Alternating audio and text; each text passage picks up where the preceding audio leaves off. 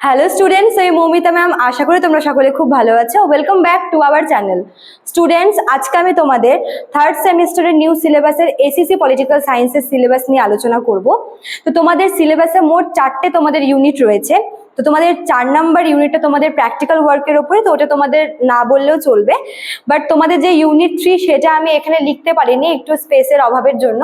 তো আমি তোমাদের এর পরের পার্টে হচ্ছে মানে এর সাথে তোমাদের আমি ইউনিট 3টা দিয়ে দেবো, মানে এর পরের পার্টে লিখে দেবো। তো এখানে তোমাদের আমি ইউনিট 1 আর ইউনিট 2টা নিয়ে ডিসকাস করছি এখন, ঠিক আছে? তো ক্লাসটি শুরু করার আগে বলে রাখি যে আমাদের যারা আমাদের কাছে অনলাইনে পড়তে চাইছো তারা আমাদের দেওয়া অফিসিয়াল নাম্বারে যোগাযোগ করতে পারো। আমাদের অফিসিয়াল নাম্বার দুটো রয়েছে, একটা হচ্ছে 6295916282 আর একটা হচ্ছে 7076398606। ঠিক আছে, দেখো দেওয়াও আছে কর্নারের নাম্বার দুটো, তোমরা দেখে নিতে পারো। এবং তোমাদের অ্যাডমিশন সংক্রান্ত যে কোনো কোয়ারি থাকলে পরে তোমরা কিন্তু আমাদের এই নাম্বারটা যোগাযোগ করে কনফার্ম হতে পারো, ঠিক আছে?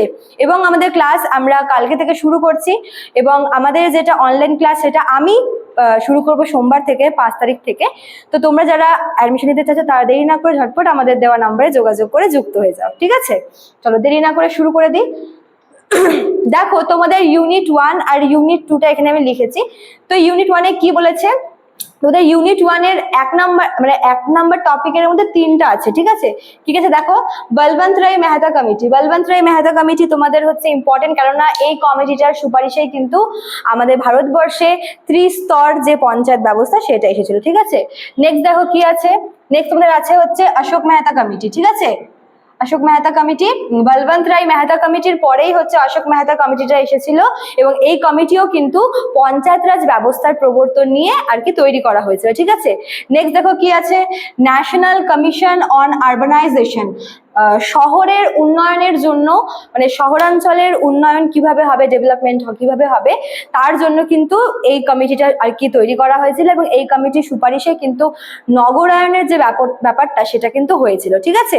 তো এই 3টা কমিশন বা কমিটি তোমাদের ইউনিট 1 এর ফার্স্ট টপিকে আছে। আরেকবার বলে দিচ্ছি কি কি: বলবন্ত রায় মেহতা কমিটি, অশোক মেহতা কমিটি, আর হচ্ছে ন্যাশনাল কমিশন ফর আরবানাইজেশন বা অন আরবানাইজেশন, ঠিক আছে? নেক্সট দেখো টপিক নাম্বার 2 কি আছে, 73rd amendment act 1992 and 11th schedule.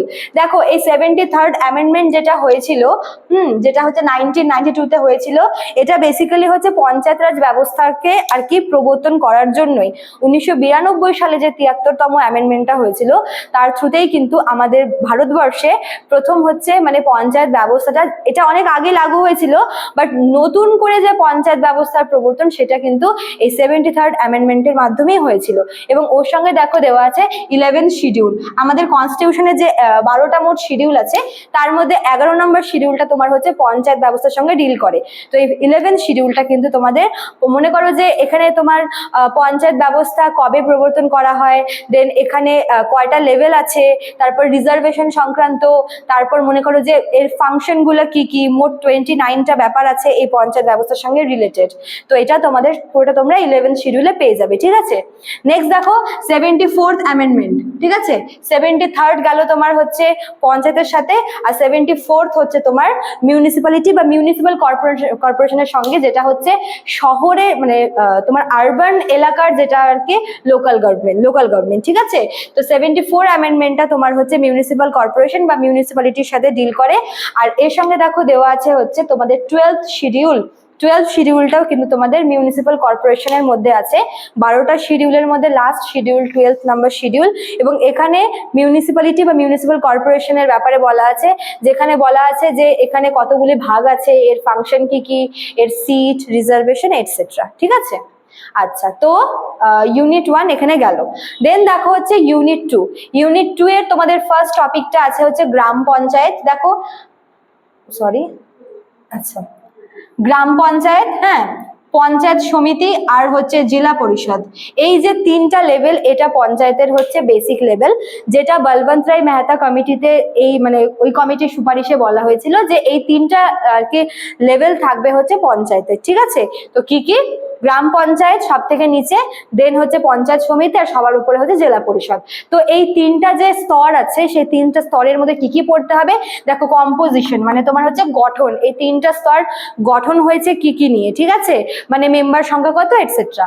আর কি আছে দেখো, ফাংশন কি কি কাজ করে, এই তিনটা স্তরের কাজগুলো কি কি, গ্রামীণ উন্নয়নের ক্ষেত্রে গ্রামীণ উন্নয়নের স্বার্থে কোন কোন কাজগুলি করে থাকে। আর কি বলেছে, সোর্স অফ ইনকাম, এদের যে মানে ইনকামের যে উৎসটা, এদের ইনকাম হয় কি থেকে, সরকার তো অবশ্যই হচ্ছে, স্টেট গভর্নমেন্ট তো অবশ্যই হচ্ছে তহবিল থেকে আসেই, প্লাস এছাড়াও আরো মনে করো যে পঞ্চায়েতের ক্ষেত্রে বলি, মনে করো যে গ্রামে যখন মেলা হয়, পুজো হয়, কালচারাল ফাংশন হয়, সেখান থেকেও কিন্তু অনেকটা ইনকাম হচ্ছে এদের আসে, ঠিক আছে।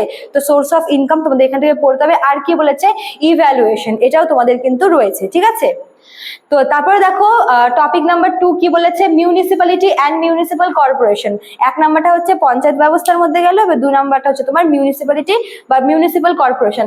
এখান থেকে তোমাদের সেম পড়তে হবে, কম্পোজিশনটা পড়তে হবে, মানে গঠন কি কি নিয়ে হয়েছে, ফাংশনটা পড়তে হবে, কি কি কাজ করে মিউনিসিপ্যালিটি, আর হচ্ছে তোমাদের এখানে রয়েছে সোর্স অফ ইনকাম, ঠিক আছে, কোন কোন মানে ইনকামের উৎসগুলো কি কি থেকে।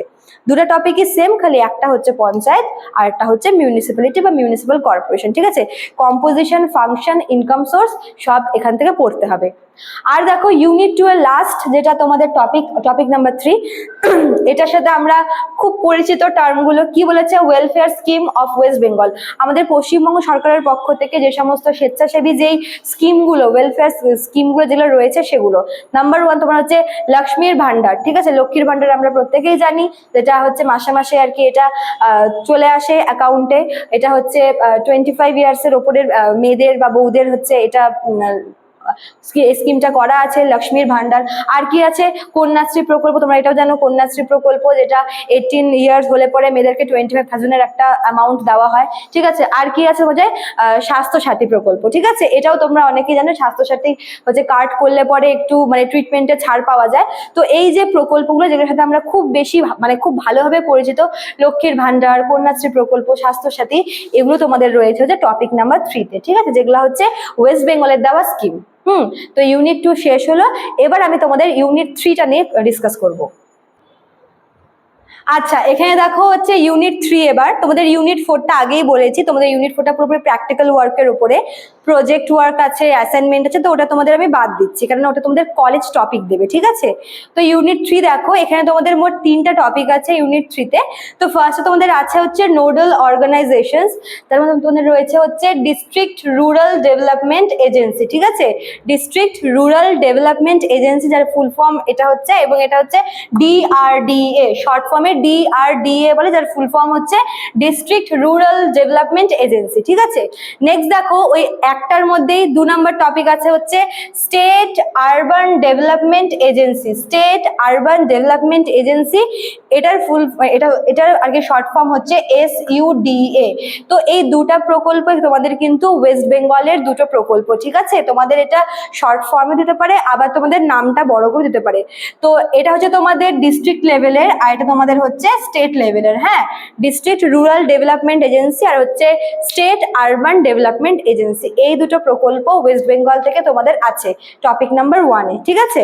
নেক্সট দেখো 2 নম্বরে তোমাদের আছে হচ্ছে rural area scheme and mission, rural area scheme and mission মানে গ্রামাঞ্চলে গ্রামের উন্নয়নের জন্য, ঠিক আছে, গ্রামাঞ্চলের উন্নয়নের জন্য যে সমস্ত স্কিম বা মিশনগুলি রয়েছে সেগুলি কি কি।